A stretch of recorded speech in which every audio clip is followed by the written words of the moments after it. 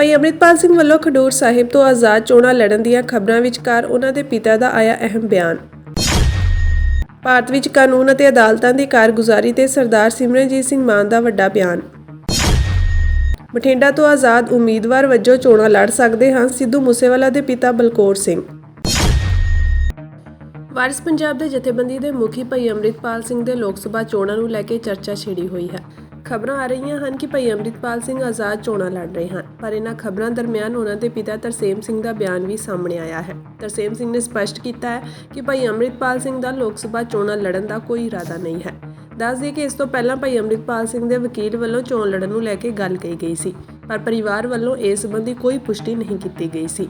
ਵਕੀਲ ਰਾਜਦੇਵ ਸਿੰਘ ਖਾਲਸਾ ਨੇ ਕਿਹਾ ਸੀ ਕਿ ਡਿਬਰੂਗੜ੍ਹ ਜੇਲ੍ਹ ਵਿੱਚ ਭਾਈ ਅੰਮ੍ਰਿਤਪਾਲ ਸਿੰਘ ਨਾਲ ਮੁਲਾਕਾਤ ਕੀਤੀ ਗਈ ਹੈ। ਇਸ ਦੌਰਾਨ ਉਹਨਾਂ ਨੇ ਮੀਡੀਆ ਨਾਲ ਇੱਕ ਸੰਦੇਸ਼ ਸਾਂਝਾ ਕੀਤਾ ਹੈ। ਵਕੀਲ ਨੇ ਕਿਹਾ ਸੀ ਕਿ ਸੰਦੇਸ਼ ਵਿੱਚ ਭਾਈ ਅੰਮ੍ਰਿਤਪਾਲ ਸਿੰਘ ਖਾਲਸਾ ਖਡੂਰ ਸਾਹਿਬ ਤੋਂ ਆਜ਼ਾਦ ਚੋਣ ਲੜਨ ਲਈ ਤਿਆਰ ਹੋ ਗਏ ਹਨ, ਪਰ ਉਹ ਕਿਸੇ ਵੀ ਪਾਰਟੀ ਦੇ ਚੋਣ ਨਿਸ਼ਾਨ ਤੇ ਚੋਣ ਨਹੀਂ ਲੜਨਗੇ।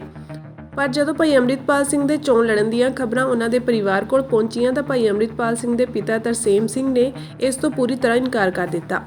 ਉਹਨਾਂ ਕਿਹਾ ਕਿ ਅੰਮ੍ਰਿਤਪਾਲ ਸਿੰਘ ਦਾ ਚੋਣ ਲੜਨ ਦਾ ਕੋਈ ਇਰਾਦਾ ਨਹੀਂ ਹੈ। ਉਹਨਾਂ ਦੱਸਿਆ ਕਿ ਪਹਿਲਾਂ ਉਹ ਡਿਬਰੂਗੜ੍ਹ ਜੇਲ੍ਹ ਵਿੱਚ ਕੱਲ੍ਹ ਨੂੰ ਭਾਵ 25 ਅਪ੍ਰੈਲ ਨੂੰ ਭਾਈ ਅੰਮ੍ਰਿਤਪਾਲ ਸਿੰਘ ਨਾਲ ਮੁਲਾਕਾਤ ਕਰਨਗੇ ਅਤੇ ਫਿਰ ਜੇ ਕੋਈ ਸੰਦੇਸ਼ ਹੋਇਆ ਤਾਂ ਲੋਕਾਂ ਨੂੰ ਦੱਸਣਗੇ। ਹਾਲਾਂਕਿ ਇਸ ਦੇ ਨਾਲ ਹੀ ਉਹਨਾਂ ਇਹ ਵੀ ਕਿਹਾ ਕਿ ਉਹ ਨਹੀਂ ਚਾਹੁੰਦੇ ਕਿ ਭਾਈ ਅੰਮ੍ਰਿਤਪਾਲ ਸਿੰਘ ਚੋਣ ਲੜਨ।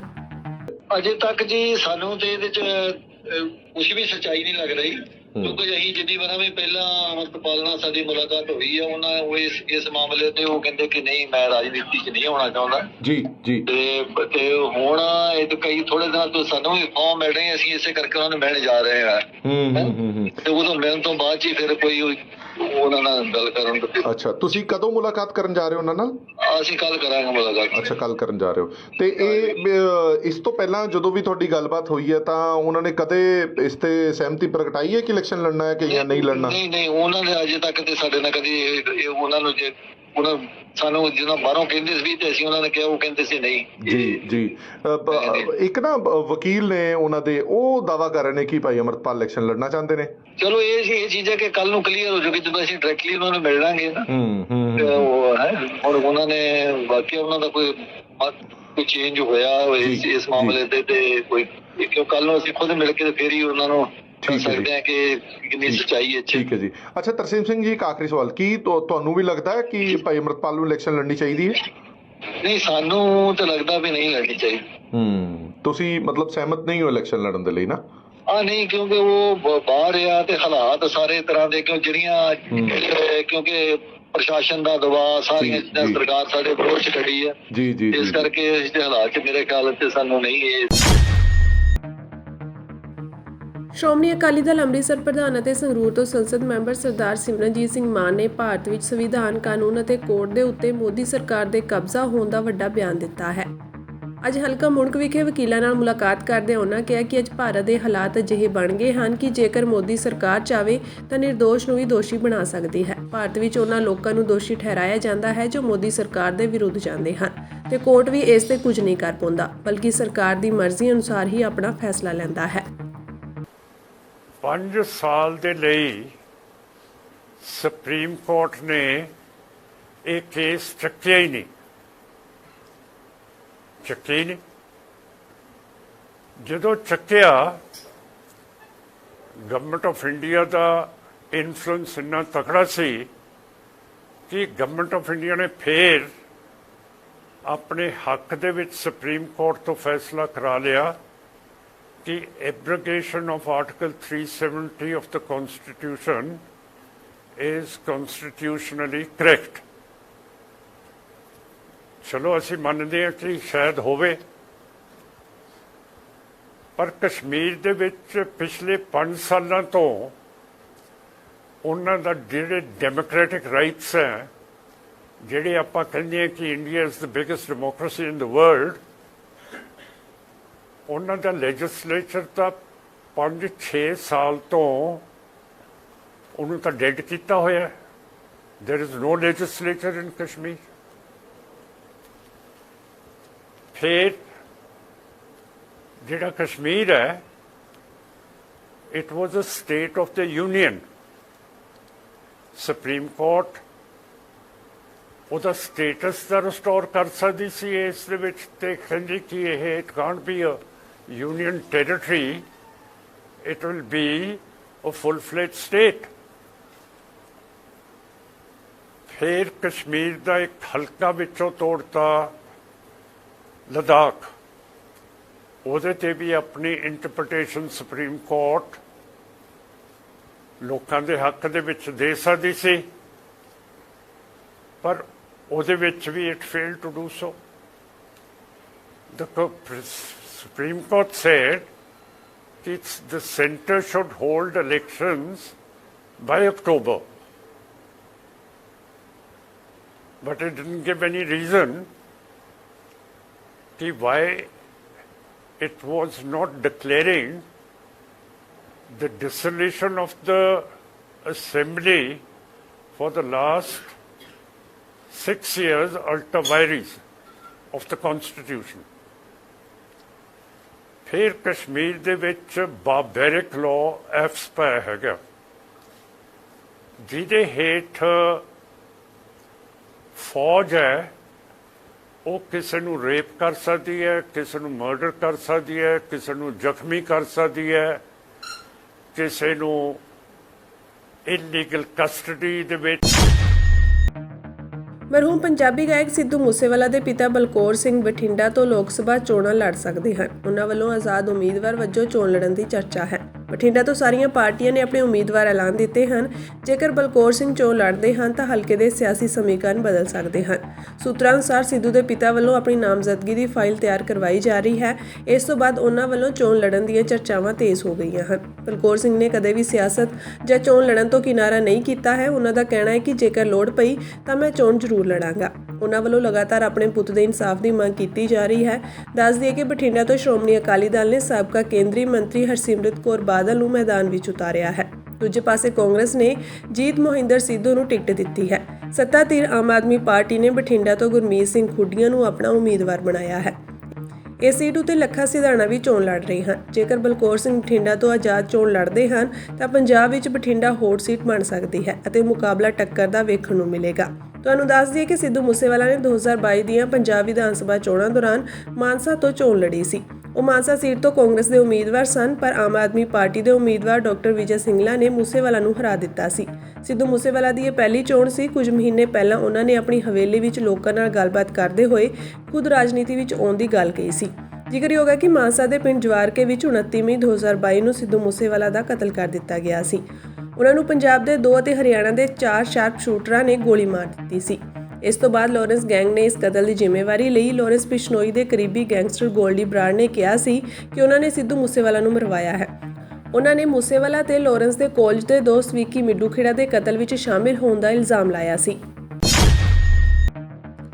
ਪਤੰਜਲੀ ਦੁਆਰਾ ਗੁੰਮਰਾਹਕੁਨ ਇਸ਼ਤਿਹਾਰ ਦੇ ਮਾਮਲੇ ਵਿੱਚ ਸੁਪਰੀਮ ਕੋਰਟ ਦੀ ਫਟਕਾਰ ਤੋਂ ਬਾਅਦ ਪਤੰਜਲੀ ਨੇ ਅਖਬਾਰਾਂ ਵਿੱਚ ਨਵਾਂ ਇਸ਼ਤਿਹਾਰ ਜਾਰੀ ਕੀਤਾ ਹੈ। ਰਾਮਦੇਵ ਅਤੇ ਬਾਲਕ੍ਰਿਸ਼ਨ ਨੇ ਅੱਜ ਅਖਬਾਰਾਂ ਵਿੱਚ ਇੱਕ ਨਵਾਂ ਜਨਤਕ ਮੁਆਫੀਨਾਮਾ ਜਾਰੀ ਕੀਤਾ। ਰਾਮਦੇਵ ਬਾਲਕ੍ਰਿਸ਼ਨ ਨੇ ਗੁੰਮਰਾਹਕੁਨ ਇਸ਼ਤਿਹਾਰਾਂ ਦੇ ਮਾਮਲੇ ਵਿੱਚ ਸੁਪਰੀਮ ਕੋਰਟ ਦੇ ਨਿਰਦੇਸ਼ਾਂ ਦੀ ਪਾਲਣਾ ਨਾ ਕਰਨ ਲਈ ਅਖਬਾਰਾਂ ਵਿੱਚ ਮੁਆਫੀ ਮੰਗੀ ਹੈ। ਰਾਮਦੇਵ ਨੇ ਮੁਆਫੀਨਾਮੇ ਵਿੱਚ ਲਿਖਿਆ ਹੈ ਕਿ ਮਾਣਯੋਗ ਸੁਪਰੀਮ ਕੋਰਟ ਆਫ ਇੰਡੀਆ ਦੇ ਸਾਹਮਣੇ ਮਾਮਲਾ ਚੱਲਣ ਦੇ ਮੱਦੇਨਜ਼ਰ ਅਸੀਂ ਆਪਣੀ ਵਿਅਕਤੀਗਤ ਸਮਰੱਥਾ ਦੇ ਨਾਲ-ਨਾਲ ਕੰਪਨੀ ਦੀ ਤਰਫੋਂ ਮਾਣਯੋਗ ਸੁਪਰੀਮ ਕੋਰਟ ਦੇ ਦਿਸ਼ਾ ਨਿਰਦੇਸ਼ਾਂ ਹੁਕਮਾਂ ਦੀ ਗੈਰ ਪਾਲਣਾ ਜਾਂ ਅਣਆਗਿਆਕਾਰੀ ਲਈ ਬਿਨਾਂ ਸ਼ਰਤ ਮੁਆਫੀ ਮੰਗਦੇ ਹਾਂ। ਭਾਰਤ ਦੀ ਅਦਾਲਤ ਵਿੱਚ ਪਤੰਜਲੀ ਦੁਆਰਾ ਨਵੀਂ ਬਿਨਾਂ ਸ਼ਰਤ ਜਨਤਕ ਮੁਆਫੀ ਮੰਗਦੇ ਹਾਂ। ਦਿੱਲੀ ਸ਼ਰਾਬ ਨੀਤੀ ਨਾਲ ਜੁੜੇ ਸੀਬੀਆਈ ਮਾਮਲੇ ਵਿੱਚ ਦੋਸ਼ ਆਇਦ ਨਾ ਕਰਨ ਦੀ ਮੰਗ ਵਾਲੀ ਪਟੀਸ਼ਨ ਤੇ ਰੋਜ਼ ਐਵੇਨਿਊ ਅਦਾਲਤ ਨੇ ਕੇਂਦਰੀ ਜਾਂਚ ਏਜੰਸੀ ਤੋਂ ਜਵਾਬ ਮੰਗਿਆ ਹੈ। ਅਦਾਲਤ ਨੇ ਇਸ ਮਾਮਲੇ ਵਿੱਚ ਮਨੀਸ਼ ਸਿਸੋਦੀਆ ਦੀ ਨਿਆਇਕ ਹਿਰਾਸਤ 7 ਮਈ ਤੱਕ ਵਧਾ ਦਿੱਤੀ ਹੈ। ਆਰੋਪੀਆਂ ਦੇ ਵਕੀਲ ਨੇ ਸੁਣਵਾਈ ਦੌਰਾਨ ਜੱਜ ਨੂੰ ਕਿਹਾ ਕਿ ਸਾਨੂੰ ਕੋਰਟ ਰੂਮ ਤੋਂ ਵਾਕਆਊਟ ਨਹੀਂ ਕਰਨਾ ਸੀ। ਅਸੀਂ ਇਸ ਲਈ ਮੁਆਫੀ ਵੀ ਮੰਗਦੇ ਹਾਂ। ਜੱਜ ਨੇ ਨਾਰਾਜ਼ਗੀ ਜ਼ਾਹਰ ਕਰਦਿਆਂ ਕਿਹਾ ਕਿ ਅਸੀਂ ਇਸ ਤਰ੍ਹਾਂ ਦਾ ਵਿਵਹਾਰ ਪਹਿਲੀ ਵਾਰ ਦੇਖਿਆ ਹੈ। ਤੁਸੀਂ ਦਲੀਲ ਪੂਰੀ ਹੁੰਦੇ ਹੀ ਅਦਾਲਤ ਵਿੱਚੋਂ ਬਾਹਰ ਚਲੇ ਗਏ। ਇਸ ਦੌਰਾਨ ਪਟੀਸ਼ਨਰ ਨੇ ਦਲੀਲ ਦਿੱਤੀ ਕਿ ਅਜੇ ਜਾਂਚ ਚੱਲ ਰਹੀ ਹੈ, ਜਦਕਿ ਸੀਬੀਆਈ ਨੇ ਇਸ ਦਲੀਲ ਦਾ ਵਿਰੋਧ ਕੀਤਾ। ਪਟੀਸ਼ਨਕਰਤਾ ਦੇ ਵਕੀਲ ਨੇ ਅਦਾਲਤ ਨੂੰ ਦੱਸਿਆ ਕਿ ਮਾਮਲੇ ਦੀ ਸੁਣਵਾਈ ਦੌਰਾਨ ਆਈਓ ਨੇ ਕਿਹਾ ਕਿ 3-4 ਮਹੀਨਿਆਂ ਵਿੱਚ ਜਾਂਚ ਪੂਰੀ ਕਰ ਲਈ ਜਾਵੇਗੀ, ਪਰ ਹਜੇ ਤੱਕ ਮਾਮਲੇ ਦੀ ਜਾਂਚ ਚੱਲ ਰਹੀ ਹੈ। ਉਹਨਾਂ ਅੱਗੇ ਦੱਸਿਆ ਕਿ ਅਦਾਲਤ ਦੇ ਹੁਕਮਾਂ ਤੋਂ ਬਾਅਦ ਉਕਤ ਮਾਮਲੇ ਵਿੱਚ ਗ੍ਰਿਫਤਾਰੀਆਂ ਕਰਕੇ 164 ਦਾ ਬਿਆਨ ਵੀ ਦਰਜ ਕੀਤਾ ਗਿਆ ਹੈ। ਅਜਿਹੇ 'ਚ ਅਜੇ ਮਾਮਲੇ ਵਿੱਚ ਦੋਸ਼ ਤੈਅ ਕਰਨ ਤੇ ਸੁਣਵਾਈ ਸ਼ੁਰੂ ਨਹੀਂ ਹੋਣੀ ਚਾਹੀਦੀ। ਜਦਕਿ ਸੀਬੀਆਈ ਨੇ ਪਟੀਸ਼ਨ ਦਾ ਵਿਰੋਧ ਕਰਦਿਆਂ ਕਿਹਾ ਕਿ ਜੋ ਚਾਰਜਸ਼ੀਟ ਦਾਇਰ ਕੀਤੀ ਗਈ ਹੈ ਉਸ ਤੇ ਹੀ ਬਹਿਸ ਕਰਾਂਗੇ। ਅਦਾਲਤ ਨੇ ਦਲੀਲਾਂ ਸੁਣਨ ਤੋਂ ਬਾਅਦ ਕਿਹਾ ਕਿ ਸਾਨੂੰ ਅਜੇ ਤੱਕ ਪਟੀਸ਼ਨ ਦੀ ਕਾਪੀ ਨਹੀਂ ਮਿਲੀ ਹੈ। ਮਾਮਲੇ ਦੀ ਅਗਲੀ ਸੁਣਵਾਈ 7 ਮਈ ਨੂੰ ਹੋਵੇਗੀ। ਦੱਸ ਦਈਏ ਕਿ ਆਮ ਆਦਮੀ ਪਾਰਟੀ ਦੇ ਨੇਤਾ ਮਨੀਸ਼ ਸਿਸੋਦੀਆ ਨੂੰ ਅੱਜ ਤਿਹਾੜ ਜੇਲ੍ਹ ਤੋਂ ਵੀਡੀਓ ਕਾਨਫਰੰਸਿੰਗ ਰਾਹੀਂ ਰਾਉਜ਼ ਐਵੇਨਿਊ ਅਦਾਲਤ ਵਿੱਚ ਪੇਸ਼ ਕੀਤਾ ਗਿਆ ਸੀ। ਆਪ ਨੇਤਾ ਸਿਸੋਦੀਆ ਨੂੰ ਇਸ ਮਾਮਲੇ ਵਿੱਚ ਪਿਛਲੇ ਸਾਲ ਫਰਵਰੀ ਵਿੱਚ ਗ੍ਰਿਫਤਾਰ ਕੀਤਾ ਗਿਆ ਸੀ। ਪੰਜਾਬ ਵਿੱਚ ਕਿਸਾਨਾਂ ਦਾ ਕੇਂਦਰ ਅਤੇ ਸੂਬਾ ਸਰਕਾਰਾਂ ਖਿਲਾਫ ਰੋਹ ਵਧਦਾ ਜਾ ਰਿਹਾ ਹੈ। ਜਿੱਥੇ ਹਰ ਰੋਜ਼ ਬੀਜੇਪੀ ਅਤੇ ਆਪ ਆਗੂਆਂ ਨੂੰ ਘੇਰਨ ਦੀਆਂ ਖਬਰਾਂ ਸਾਹਮਣੇ ਆ ਰਹੀਆਂ ਹਨ, ਉੱਥੇ ਹੀ ਹੁਣ ਪੰਜਾਬ ਦੇ ਲਗਭਗ 24 ਪਿੰਡਾਂ ਦੇ ਕਿਸਾਨਾਂ ਨੇ ਚੋਣਾਂ ਵਿੱਚ ਭਾਜਪਾ ਤੇ ਆਮ ਆਦਮੀ ਪਾਰਟੀ ਦਾ ਬਾਈਕਾਟ ਕਰਨ ਦਾ ਫੈਸਲਾ ਕੀਤਾ ਹੈ। ਕਿਸਾਨਾਂ ਨੇ ਸਿੱਧੀ ਚੁਣੌਤੀ ਦਿੱਤੀ ਹੈ ਕਿ ਬੀਜੇਪੀ ਅਤੇ ਆਪ ਉਮੀਦਵਾਰ ਸਾਡੇ ਪਿੰਡਾਂ ਵਿੱਚ ਵੋਟਾਂ ਮੰਗਣ ਨਾ ਆਉਣ, ਨਹੀਂ ਤਾਂ ਅੰਜਾਮ ਬੁਰਾ ਹੋਵੇਗਾ। ਉਹਨਾਂ ਇਲਜ਼ਾਮ ਲਗਾਇਆ ਕਿ ਸਰਕਾਰ ਲੋਕਾਂ ਦਾ ਉਜਾੜਾ ਕਰਕੇ ਮੁਆਵਜ਼ਾ ਦੇਣ ਤੋਂ ਭੱਜ ਰਹੀ ਹੈ। ਸਾਡੀ ਇਹ ਬੇਨਤੀ ਆ ਕਿ ਸਾਡੀ ਕਿਸਾਨਾਂ ਦੀ ਜਿਹੜੀ ਜਾਨ ਆ ਇਹਨੂੰ ਸੌਖੀ ਕਰੋ। ਨੰਬਰ 2, ਜੇ ਇਹ ਰੇਟ ਸਾਨੂੰ ਦੇਣਗੇ ਤਾਂ ਇਸ 24 ਪਿੰਡਾਂ ਦੇ ਵਿੱਚ ਕਿਰਪਾ ਕਰਕੇ ਆਮ ਪਾਰਟੀ ਤੇ ਬੀਜੇਪੀ ਪਾਰਟੀ ਨਾ ਹੀ ਆਉਣ ਤਾਂ ਬਹੁਤ ਵਧੀਆ ਰਹੂਗਾ। ਨਹੀਂ, ਸਾਡੇ ਕਿਸਾਨ ਵੀਰ, ਕਿਸਾਨ ਯੂਨੀਅਨ ਆ ਜਿਹੜੀ, ਉਹ ਇਹਨਾਂ ਨਾਲ ਹੱਥੋਂ ਪਾਈ ਕਰਨਗੇ, ਇਹਨਾਂ ਨੂੰ ਕਾਲੀਆਂ ਝੰਡੀਆਂ ਦਿਖਾਉਣਗੇ, ਫਿਰ ਇਹ ਕਹਿਣਗੇ ਵੀ ਕਿਸਾਨ ਸਾਡੇ ਗਲ ਪੈਂਦੇ। ਅਸੀਂ 24 ਪਿੰਡ ਤਾਂ ਨਹੀਂ ਜਾਵਾਂਗੇ। ਸ਼੍ਰੋਮਣੀ ਅਕਾਲੀ ਦਲ ਦੇ ਪ੍ਰਧਾਨ ਸਰਦਾਰ ਸੁਖਬੀਰ ਸਿੰਘ ਬਾਦਲ ਨੇ ਅੱਜ ਪਾਰਟੀ ਦੀ ਕੋਰ ਕਮੇਟੀ ਮੈਂਬਰ ਅਤੇ ਸਾਬਕਾ ਸ਼੍ਰੋਮਣੀ ਕਮੇਟੀ ਪ੍ਰਧਾਨ ਬੀਬੀ ਜਗੀਰ ਕੌਰ ਨੂੰ ਜਲੰਧਰ ਲੋਕ ਸਭਾ ਸੀਟ ਲਈ ਪਾਰਟੀ ਦੀ ਪ੍ਰਚਾਰ ਇੰਚਾਰਜ ਨਿਯੁਕਤ ਕੀਤਾ ਹੈ। ਸ਼੍ਰੋਮਣੀ ਅਕਾਲੀ ਦਲ ਨੇ ਇਸ ਸੀਟ ਤੋਂ ਮਹਿੰਦਰ ਸਿੰਘ ਕੇਪੀ ਨੂੰ ਪਾਰਟੀ ਉਮੀਦਵਾਰ ਵਜੋਂ ਉਤਾਰਿਆ ਹੈ। ਤਾਮਿਲਨਾਡੂ ਦੇ ਕੁਝ ਕਿਸਾਨਾਂ ਨੇ, ਜਿਨ੍ਹਾਂ ਵਿੱਚ ਔਰਤਾਂ ਵੀ ਸ਼ਾਮਿਲ ਹਨ, ਉਹਨਾਂ ਨੇ ਅੱਜ ਦਿੱਲੀ ਵਿਖੇ ਮੋਬਾਈਲ ਟਾਵਰ ਉੱਤੇ ਚੜ੍ਹਨ ਦੀ ਕੋਸ਼ਿਸ਼ ਕੀਤੀ। ਇਹ ਕਿਸਾਨ ਆਪਣੀਆਂ ਫਸਲਾਂ ਦੇ ਬਿਹਤਰ ਭਾਅ ਤੇ ਨਦੀ ਨੂੰ ਜੋੜਨ ਦੇ ਮੁੱਦੇ ਤੇ ਦਿੱਲੀ ਦੇ ਜੰਤਰ ਮੰਤਰ ਵਿਖੇ ਪ੍ਰਦਰਸ਼ਨ ਕਰ ਰਹੇ ਹਨ। ਪੁਲਿਸ ਨੇ ਦੱਸਿਆ ਕਿ ਤਾਮਿਲਨਾਡੂ ਦੇ ਬਹੁਤ ਸਾਰੇ ਕਿਸਾਨ ਜੰਤਰ ਮੰਤਰ ਤੇ ਇਕੱਠੇ ਹੋਏ, ਜਿਨ੍ਹਾਂ ਵਿੱਚੋਂ ਕਈਆਂ ਨੇ ਨੇੜਲੇ ਦਰਖਤਾਂ ਤੇ ਮੋਬਾਈਲ ਟਾਵਰਾਂ ਤੇ ਚੜ੍ਹਨ ਦੀ ਕੋਸ਼ਿਸ਼ ਕੀਤੀ। ਪੁਲਿਸ ਨੇ ਪ੍ਰਦਰਸ਼ਨਕਾਰੀ ਕਿਸਾਨਾਂ ਵਿੱਚੋਂ ਇੱਕ ਨੂੰ ਮੋਬਾਈਲ ਟਾਵਰ ਤੋਂ ਉਤਾਰਨ ਲਈ ਫਾਇਰ ਬ੍ਰਿਗੇਡ ਕ੍ਰੇਨ ਦੀ ਵੀ ਵਰਤੋਂ ਕੀਤੀ।